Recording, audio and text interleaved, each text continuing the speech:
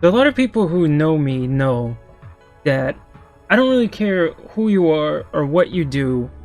I don't really have disdain for anybody. But also people know me and know my past in the game industry know I have one exception to that rule, and that is games journalists. I cannot stand these people. They are the fakest, most obnoxious, annoying people I ever met.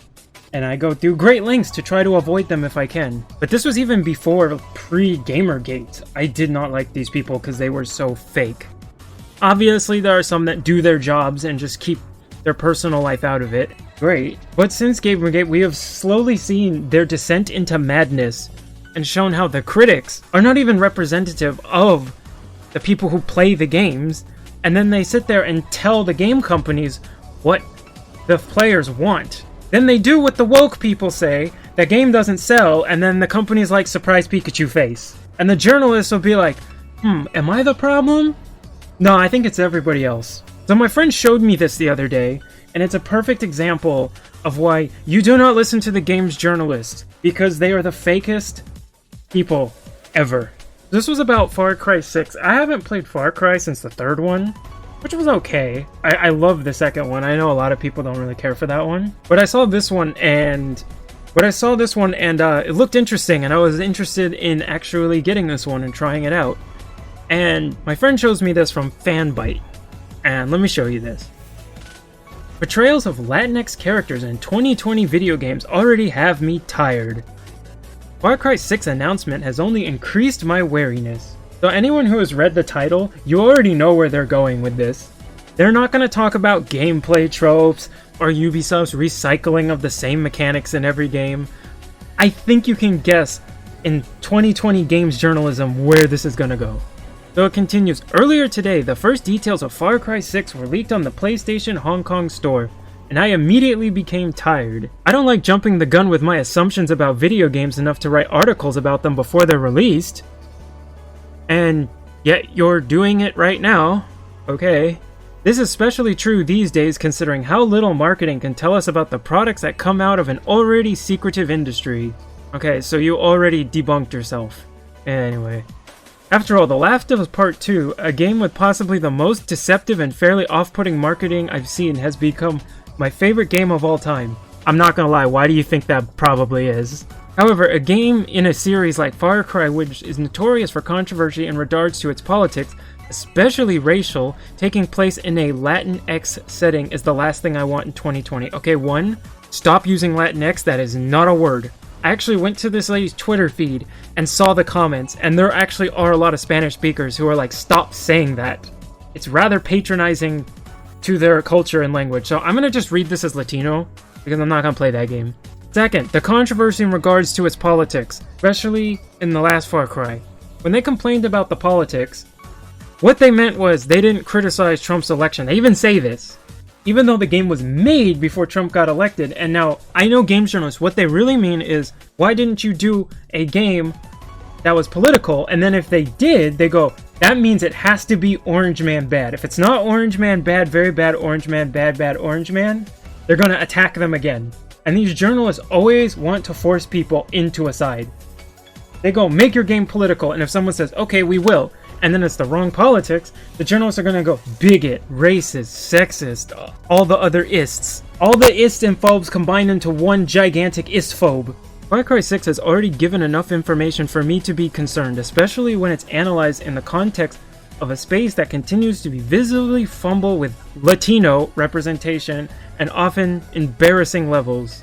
I'm gonna jump ahead. It basically explains the premise. It seems to be roughly based off Cuba, Venezuela, and the Cuban Revolution and the conflict going on there now, which I already think is a super cool premise because I'm a war history buff and I love the Cuban Revolution. Not the end result, but I mean the story of it. So I go on to complain about the people you hire being called the Amigos. I don't know why this upsets you so much, but I guess you need something to feel offended about. So she continues, none of this strikes me as too inherently egregious, aside from naming the fangs for hire Amigos and pairing them alongside objects to be employed. What? You think that's egregious? Damn, you live a privileged life. That upsets you. However, I'm not inclined to give Ubisoft the benefit of the doubt when, as a result of an overwhelming amount of allegations about harassment and misconduct at the company's various studios, Ubisoft CEO Yves Guillemot, as French, is the only one now deciding to address the fact that Ubisoft's all-white editorial department, which oversees creative decisions across the company's global studio, should be transformed. Okay, there's a lot wrong with that. One, how did you just jump into their allegations of harassment and misconduct and jump back to what you're implying is racism? That just moved the goalpost to say someone did something bad here, therefore Far Cry is clearly based on racist stereotypes, which are not even racist. Also, I've worked in the game industry and it is overwhelmingly white, and that's not due to racism, that's just due to interest. So if you see a department, like the editorial department, is all white, that doesn't surprise me, seeing the, demographics of the game industry for myself. And you know what? All the minorities in there, it didn't bother us. We didn't care. And now Ubisoft says we're gonna shake things up. So essentially, they're gonna fire people on the basis of their race. Oh my god, Jesus Christ. And if this is a division that's based in France, I have to say, what the hell do you expect in France? But then again, I guess keeping with French culture, the second someone complains, you gotta, wave the white flag, am I right? No matter how much change and positive impact the employees of Ubisoft at the bottom push for, like franchises and Far Cry, Watch Dogs, their efforts are easily squandered in the face of embarrassing leadership composition that should have been addressed long before a wave of damning allegations against several high-profile pictures. And this is how short-sighted and how fake their outrage is, because nobody does this. Look at this. They're complaining about Cyberpunk, where a character they deem has too many stereotypes for them that they saw 2 years ago. And they say, 2 years later, as we inch closer to the game's release, my initial worries have turned into reluctance to engage with the game to any degree. So you see that? If you don't show every character to my extremely specific liking, which will shift for all the journalists, because if one says I like it, the other will say it's offensive, I will not play the game in any way. That's why I say stop marketing to woke people games. They don't buy your games. Okay, picking up a little later. Oh good, starting a sentence with but again. Great job, professional journalist.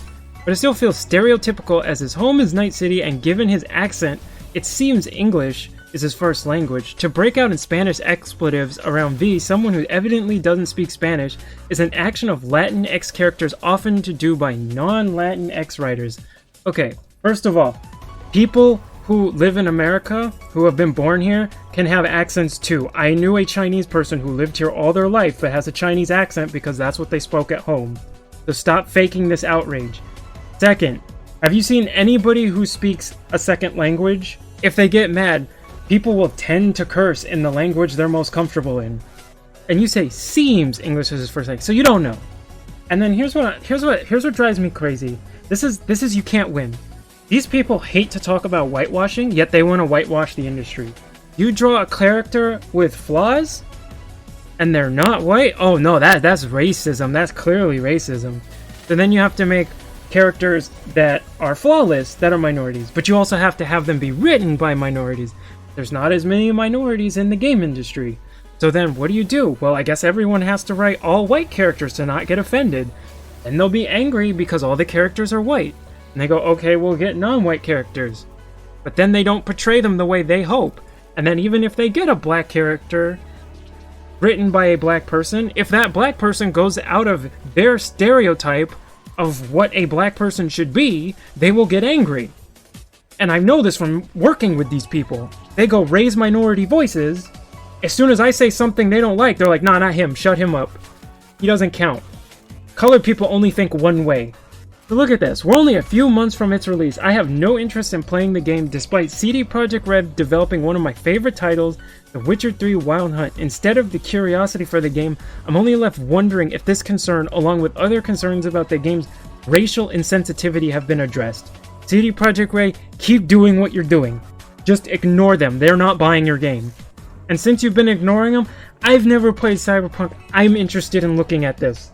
So she continues on to just go through other games that she's offended at because I don't like how Latino characters are portrayed. And I brought this up with the Game & Watch thing, where they went, They see one Native American person go, I am offended. Then a bunch of white woke people go and go, look, Native Americans are offended. And then someone like me comes along and go, that's not offended. I think that's cool. Keep parts of my history in there. And they go, no, let's erase that guy's voice. They go raise their voices. We go, we're not offended. And they go, no, shut up. They don't count. I saw more Native Americans saying this wasn't offensive. And you have the white journalists coming and go, no, that doesn't count. This is what I mean by they're just going to whitewash games. It's going to be like the helicopter parent that puts everyone in a bubble, a safety bubble of a padded room, and everyone's in bubbles with pads in the bubbles. And think about it. Remember when they had other problems with how black people were portrayed in Cyberpunk? And then they went to the creator, who is black. I believe his name is Mike Pondsmith. And he said, looked at it and went, it's fine, I approve that. And then they attacked him for being racist. So just don't engage with these people. They're just going, do what we say or we'll try to hurt you. I can't stand game journalists. Maybe someday I'll make a video of my personal experiences with them and why I really do not like them. But Ubisoft and other companies need to stop bowing down to these people. They're a fringe minority with a loud voice, and the majority of their consumers are not these people. Game companies, make the characters you want to make, tell the stories you want to tell, regardless of race. Just stop talking about it. Ignore them, stop talking about race, it will go away.